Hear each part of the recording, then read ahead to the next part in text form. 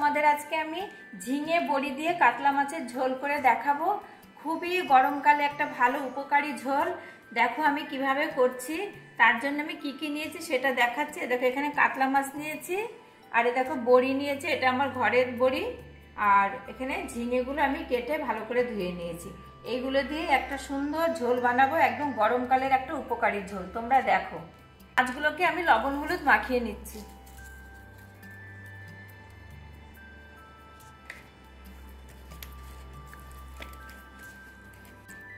দেখো খুব ভালো করে কাতলা মাছগুলোকে আমি লবণ হলুদ মাখিয়ে নিয়েছি। এবার আমি ভেজে নেব। কড়াইতে আমি সর্ষের তেল দিচ্ছি। তেলটা গরম হয়ে গেছে, আমি বড়িগুলো আগে ভেজে নিচ্ছি। বড়িগুলো ভাজা হয়ে গেছে, আমি তুলে নিচ্ছি। কড়াইতে আরেকটু সর্ষের তেল দিচ্ছি। ও তেলটা গরম হয়ে গেছে, মাছগুলো ভেজে নেব।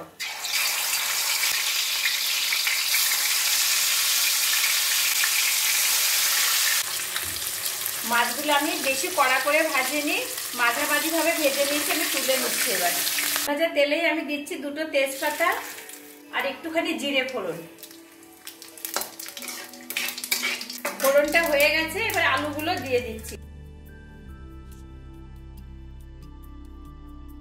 এর সাথে আমি একটুখানি পেঁয়াজ দিচ্ছি।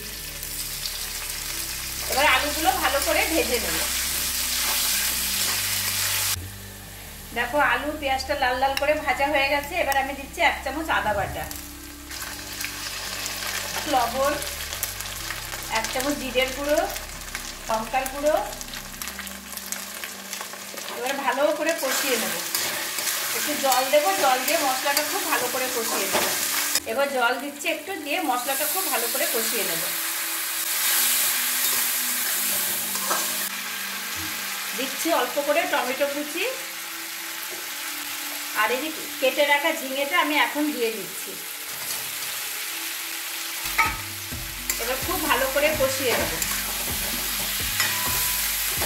তাতে সমস্ত সবজিগুলো খুব ভালো করে কষিয়ে নিয়েছি।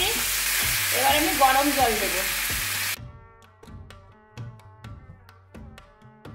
তরকারিতে গরম জল দেওয়ার চেষ্টা করবে, তাহলে তরকারির টেস্টটা দ্বিগুণ বেড়ে যায়। এবার আমি ঢেকে দেব যাতে ঝোলটা ফুটে ওঠে।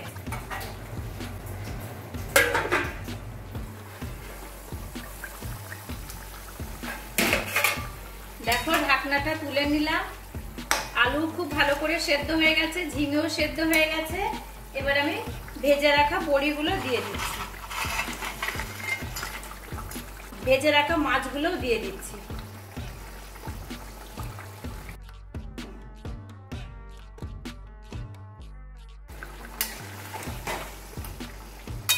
এবারে আরো ফুটিয়ে নেব কিছুক্ষণ।